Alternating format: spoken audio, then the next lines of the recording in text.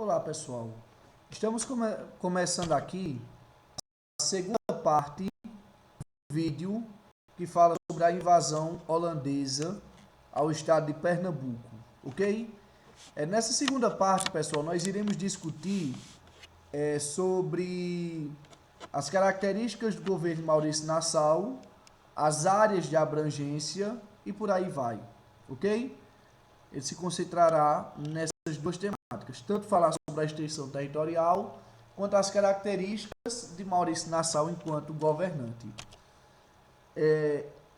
Em primeiro lugar, quem foi Maurício Nassau? Maurício Nassau foi um conde holandês que, na época da invasão holandesa, era o grande responsável por administrar as companhias das Índias Ocidentais e das Índias Orientais, ok?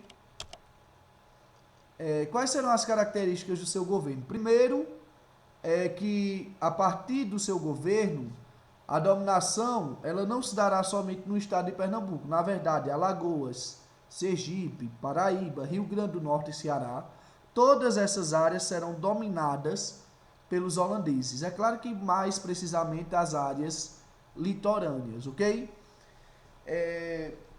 A primeira medida de Maurício Nassau enquanto governante do Brasil holandês vai ser a transferência da capital pernambucana. Se formos observar dados históricos da época, que inclusive são narrados no livro Tempo dos Flamingos, de José Antônio Gonçalves de Melo, iremos perceber que Olinda ficou totalmente destruída no período da invasão holandesa. E Olinda era a capital nesse período. Pelo fato de Olinda estar totalmente destruída, ou boa parte dela, e também por não ter uma guarnição, ou seja, uma estrutura natural que possibilitasse uma maior proteção da cidade, Maurício Nassau vai preferir transferir a capital pernambucana de Olinda, agora passa a ser Recife. Ok? Então a primeira característica do governo dele que vemos é a transferência da capital pernambucana. Segunda característica, Maurício Nassau vai estabelecer tolerância religiosa em relação a católicos e judeus, com destaque para a construção da primeira sinagoga. Observem o seguinte, pessoal, quando eu falo tolerância, eu não estou dizendo aceitação.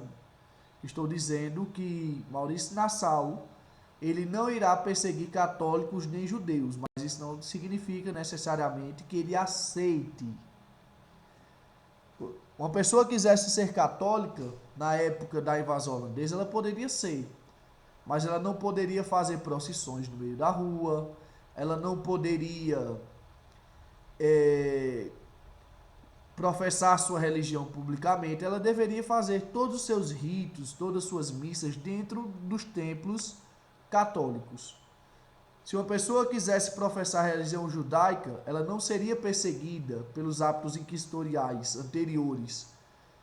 Ela agora teria liberdade, mas para que ela professasse isso, ela também não poderia fazer em domínio público. Ela deveria fazer ou dentro do seu ambiente privado, que era a sua casa, ou então em um lugar específico, nesse caso uma sinagoga.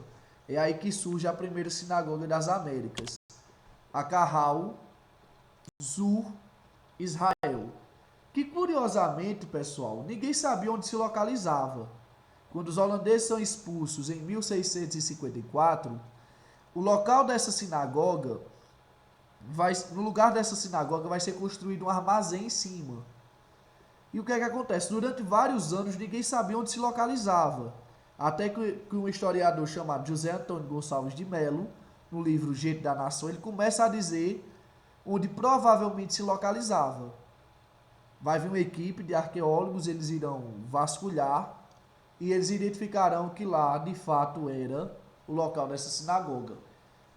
Existem partes da sinagoga antiga, a partir das escavações, porém, não há como revitalizá-la por completo, porque se revitalizar, corre o risco do prédio vir abaixo e todo o achado arqueológico ficar perdido no tempo e no espaço, ok? Vamos continuar aqui.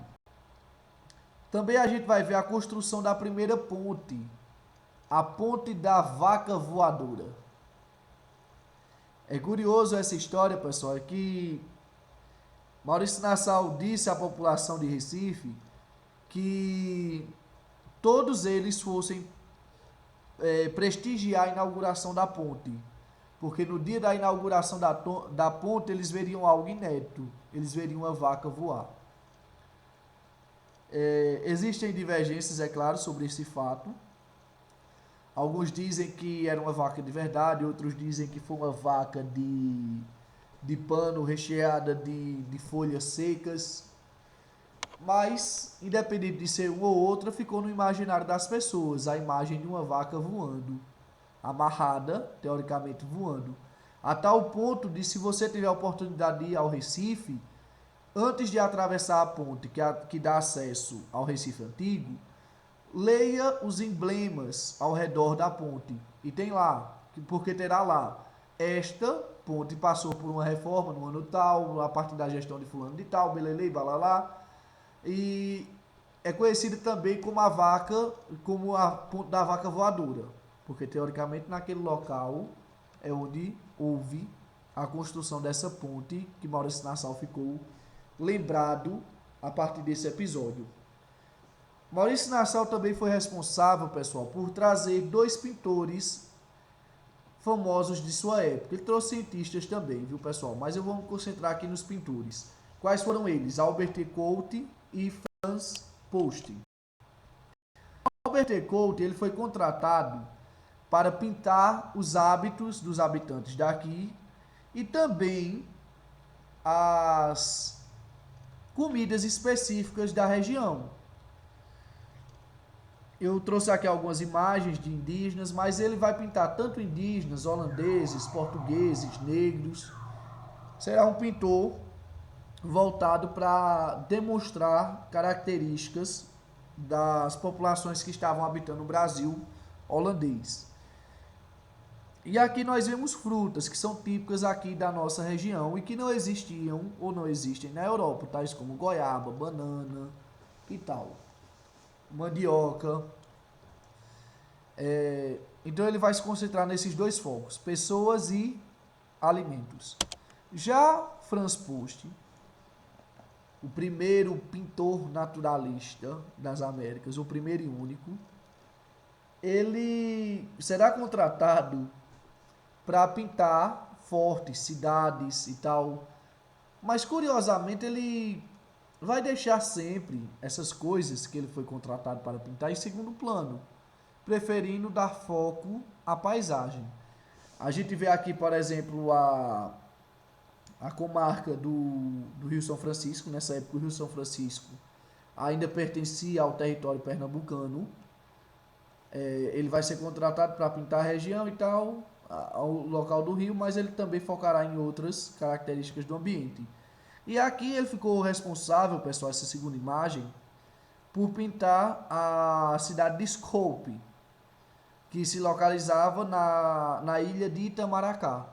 Mas vejam que ele deixa bem lá ao fundo, quase você não consegue perceber a existência dessa cidade, porque ele dá preferência à paisagem. Isso é uma característica marcante de sua obra. Então a gente vai ver esses 2 pintores, um focado em relatar características das pessoas que viviam aqui e o outro mais preocupado com paisagens, ok? Desde já agradeço a atenção de vocês e desejo a todos bons estudos.